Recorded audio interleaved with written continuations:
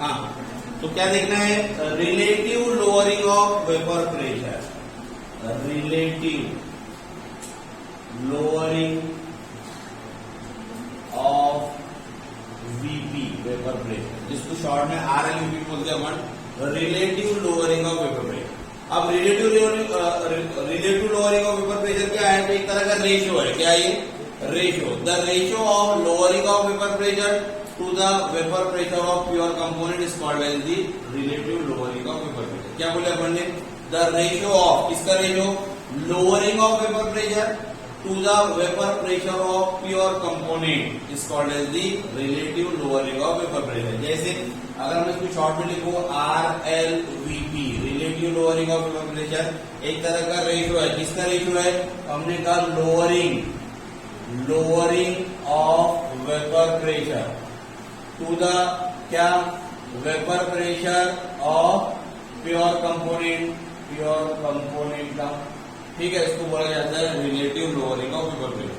अब lowering of vapour pressure क्या था आपका, तो P01 minus P divided by vapour pressure of pure component को कैसे रिप्रेजेंट करेंगे अपन ने, P01 से मिल जाएगा P01, ये हो गया आपका RLVP relative lowering of vapour. Clear है, सभी की समझ में आया।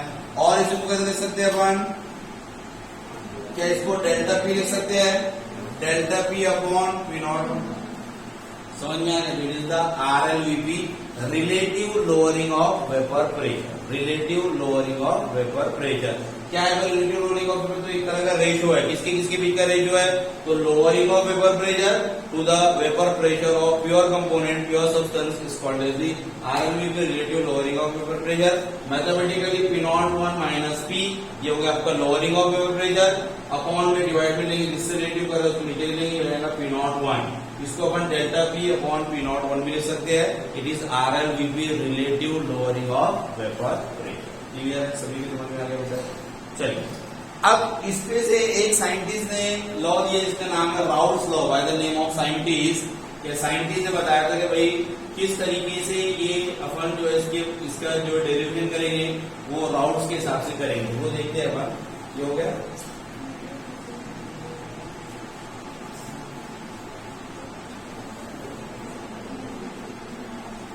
ठीक है। इधर ऑनलाइन वालों को समझ में आ रहा है भाई, अपूर्वा, सुरेश, नंदिनी,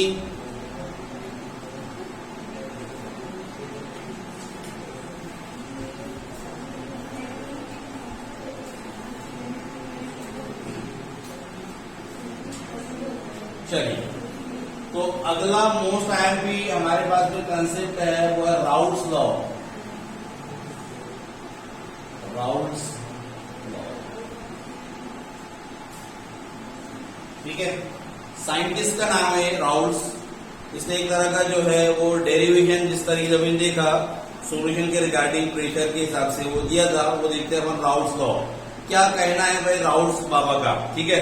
अब जो राउल्स बाबा है इनका ये कहना है कि the partial vapour pressure of any volatile component is equal to the vapour pressure of that component multiply by mole fraction, ठीक है। समझ में नहीं आऊंगा, मैं समझाने की कोशिश करता हूं आपको। इन्होंने कहा था कि भाई किसी भी वोलेटाइल कंपोनेंट का partial vapour pressure, partial vapour pressure of any volatile component, दो तरीके के इनके लॉ है, एक वोलेटाइल के लिए, एक नॉन वोलेटाइल के लिए। इन्होंने कहा था partial vapour pressure of any volatile component is equal to, ये इक्वल होता बराबर किसके इक्वल होता है, vapour pressure of that component, उसके वेपर प्रेशर के, एंड मल्टीप्लाई बाय उसके मोल फ्रैक्शन, ये है राउल्स लॉ, ठीक है। क्या है, फिर से एक बार वापस से बता दें अपन कि the partial vapour pressure of any volatile component is equal to the vapour pressure of that component and multiply by mole fraction, इसको कहा जाता है राउल्स लॉ। क्लियर है, स्टेटमेंट बहुत समझ में आया। अभी और अच्छे से इलेबोरेट करके समझाता हूं आपको किस तरीके से। अब यहाँ पर कंसीडर करना है, क्या कंसीडर करना है भाई, तो कंसीडर करेंगे अपन कि कंसीडर अ सॉल्यूशन, मैं एक सॉल्यूशन कंसीडर करता हूं। कंसीडर अ सॉल्यूशन, एक सॉल्यूशन यहाँ पर अपन ने कंसीडर किया with having, consider solution having two volatile component. ठीक है, एक सॉल्यूशन अपन कंसीडर करते हैं जिसमें दो वोलाटाइल कंपोनेंट, इसको नाम दे देते अपन A1 एंड A। ठीक है, क्या किया अपन ने, हमने एक सॉल्यूशन यहाँ पर कंसीडर किया। ठीक है, एक सॉल्यूशन। अब सॉल्यूशन किससे किससे मिलकर बनता है बोलो, सॉल्यूट और सॉल्वेंट। ठीक है, तो मैंने एक कंसीडर सॉल्यूशन, एक सॉल्यूशन कंसीडर किया जिसके दो वोलाटाइल कंपोनेंट है, यानी सॉल्यूट और सॉल्वेंट है। सॉल्यूट और सॉल्वेंट ये कंपोनेंट है इसके, A1 और A2 दोनों भी कैसे है, वोलाटाइल, यानी दोनों की वजह से कुछ ना कुछ प्रेशर पैदा होगा। अभी अपन ने क्या किया था कि अपन ने वाटर में शुगर डाल दिया था, तो वाटर तो वोलाटाइल था, शुगर कैसी थी, नॉन वोलाटाइल, इसलिए जो प्रेशर पैदा हुआ था वो किसका था, वाटर का था, शुगर से कोई लेना नहीं था। लेकिन अभी क्या था कि अपन ने एक सॉल्यूशन कंसीडर किए जिसमें दो कंपोनेंट है, सॉल्वेंट प्लस सॉल्यूट, दोनों भी कैसे है, वोलाटाइल है। फॉर एग्जाम्पल अपन ले लें यहाँ पर इथेनॉल प्लस वाटर, पानी और अल्कोहल दोनों भी उड़ने वाले, इवोपरेट होते हैं, दोनों के अंदर वोलेटिलिटी है। ठीक है, तो ये सॉल्यूशन बन गया जिसमें दो कंपोनेंट है मेरे पास में, A1 है और A2। ठीक है, समझ में आ गई इतनी बात। ठीक है, तो भाई consider solution having two volatile component A1 and A2 with mole fraction, जिसका कुछ ना कुछ मोल फ्रैक्शन है, जो X1 एंड X2। ठीक है, अब जब मैंने A डाला तो A के कुछ ना कुछ मोल्स होंगे, A2 डाला तो A2 के भी कुछ ना कुछ क्या होंगे, मोल्स, इसको बोला जाता है मोल फ्रैक्शन। और हमने ये बात बताई थी कि जब भी कभी दो कंपोनेंट होते हैं तो दो कंपोनेंट में जो मोल होते हैं वो हमेशा फ्रैक्शन में ही होते हैं। A के मोल फ्रैक्शन में होंगे, A2 के और A1 के भी गायब होंगे फ्रैक्शन में, दोनों को जोड़ के कितना आएगा, 1। और बताया था दिन X1 प्लस X2 एग्जाम्पल से भी कर बनने का ऑलवेज कितना आता है, 1। तो सॉल्यूशन में हमेशा ये फ्रैक्शन में ही होंगे, पूरे कभी किसके होते नहीं है। अगर इसके पूरे है तो इसका मतलब ये 0 है, और इसके पूरे तो इसका मतलब ये क्या है, 0। अगर ये दोनों है तो मतलब इसके भी फ्रैक्शन में है, पॉइंट में, और इसके भी क्या है, पॉइंट में। दोनों को आप मिलाएंगे तो कितना आएगा, 1 आएगा। समझ में आया सभी के। तो हमने कंसीडर एक सॉल्यूशन किया जिसमें दो कंपोनेंट लिया A1 A2, जिनका कुछ ना कुछ मोल फ्रैक्शन था, जो भी रहेगा X1 और X2। ठीक है, अब इनके वजह से पैदा होने वाला प्रेशर रहेगा, तो हम बोलते हैं let P01 and P02 is are the vapor pressure of that component, ठीक है। P01 और P02 ये क्या हो गया, तो ये इनका वेपर प्रेशर हो गया। ठीक है, इसका तो प्योर कंपोनेंट का, यानी A के बाद A वालों की वजह से एक बार वापस से लिखता हूं। हमने क्या किया भाई, हमने जो है बेटा दो वोलाटाइल कंपोनेंट लिए, वोलाटाइल, ठीक है, कंपोनेंट, वो A1 है और A2। ठीक है, इनका कुछ न कुछ पार्शियल वेपर प्रेशर होगा। पार्शियल क्यों होगा, क्योंकि दोनों है, कुछ इसका होगा, पार्शियल का होगा थोड़ा इसका होगा, थोड़ा उसका होगा। थोड़ा इसके को मैं बोलता हूँ यहाँ पर P1 और इस वाले को बोलता हूँ P2। ठीक है, फिर उसके बाद में इनके कुछ न कुछ मोल फ्रैक्शन होंगे। मोल फ्रैक्शन क्या होंगे, तो X1 और X2। ठीक है, अब ये जो पार्शियल वेपर प्रेशर है, इनका खुद का प्योर प्रेशर होगा। अभी तो जो सॉल्यूशन में है ना, सॉल्यूशन में है तो P1 P2, लेकिन इनका खुद का होगा तो उसको हम बोलते हैं अपने वेपर प्रेशर।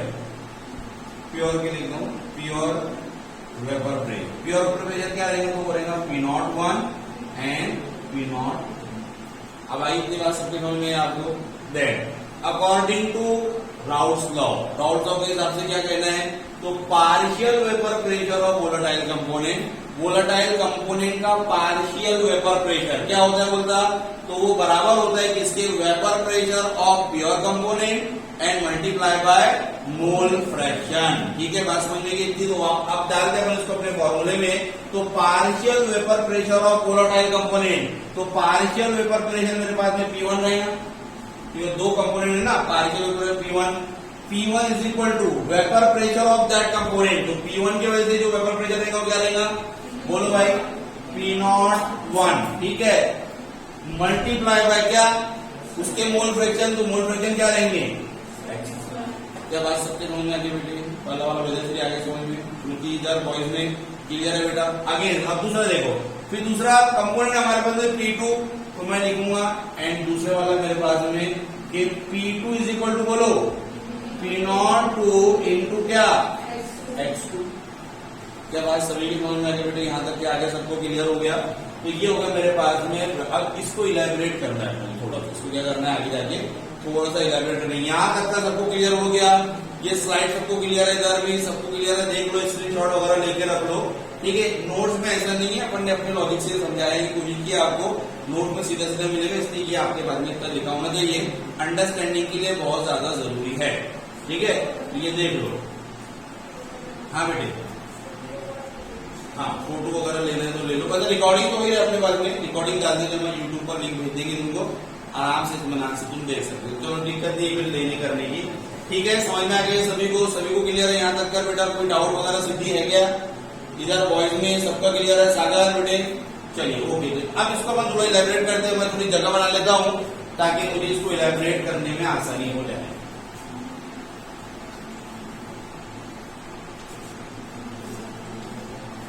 कितने बेटे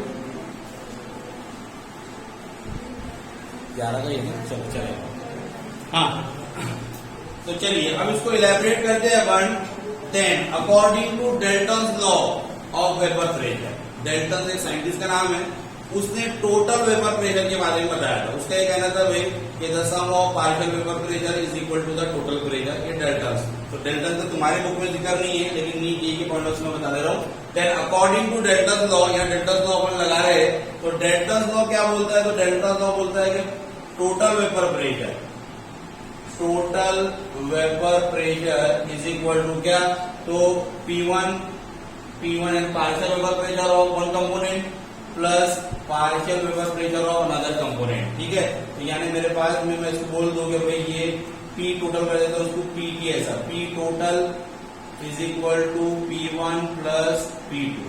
P1 क्या है? P1 की वैल्यू मेरे पास में है, वो रहेगी P01 into x1 plus P02 into x। समझ में आने सभी को? P1 की जगह को उसकी वैल्यू डाल दिया बेटा, P2 की जगह को उसकी वैल्यू डाल दिया, ठीक है। अब एक बात हमको पता है ये बात कि फॉर बाइनरी सॉल्यूशन, कि अगर कोई बाइनरी सॉल्यूशन है, क्या मतलब है बाइनरी सॉल्यूशन का? बोलो, दो कंपोनेंट से मिलकर बनेगा, सॉल्यूट प्लस सॉल्वेंट, ठीक है। फॉर बाइनरी सॉल्यूशन ये बात हम जानते हैं कि x1 plus x2 is equal to कितना? 1। वेरी गुड, ये हम जानते हैं कि बाइनरी सॉल्यूशन के लिए हमेशा जो भी बाइनरी सॉल्यूशन लेगा उसमें x1 x2 के फ्रैक्शन को मोल को मिलाओ, वो हमेशा कितना आएगा? 1। देन अगर ये 1 आता है तो मैं x1 की वैल्यू यहां से निकाल सकता हूं क्या? x1 इज इक्वल टू कितना? बोलो 1 माइनस x2। क्लियर है बात सबके समझ में आ गई यहाँ पर? चलो अब आगे लेके चलते हैं इसको। अगर मेरे पास में यहाँ तक कर आ गया तो चलो मैं यहाँ पर वैल्यू पुटअप करता हूँ, P total is equal to क्या? तो यहाँ आएगा मेरे पास में P01 इंटू यहाँ क्या कहेगा? 1 माइनस x2, x1 की जगह पे आ जाएगा, ठीक है। यहाँ पर प्लस जैसा का वैसा क्या? P02 into x2। क्लियर है सबके समझ में आ गया बेटा? चलो मल्टीप्लाई कर दिया इसको अलग वाले टर्म से, तो ये P01 इंटू 1 कितना हो जाएगा?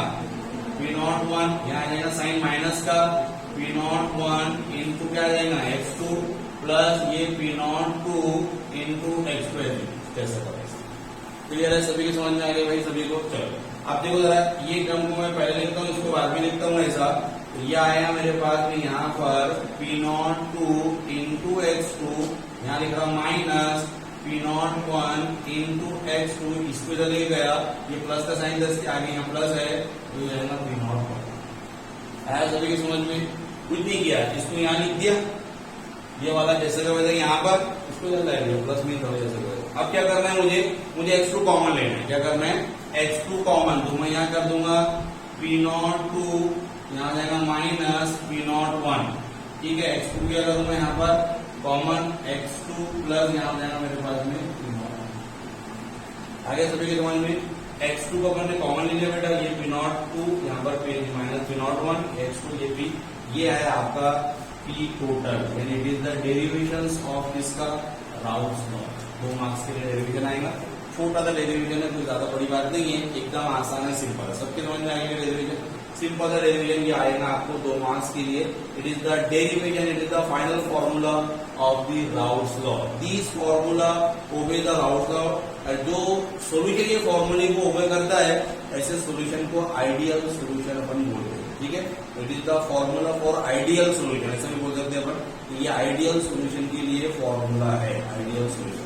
अभी आइडियल सोल्यूशन पे बात करते हैं, क्या है आइडियल सोल्यूशन। इतनी स्लाइड कंप्लीट कर लो, मैं जब तक वीडियो को कर दूँ।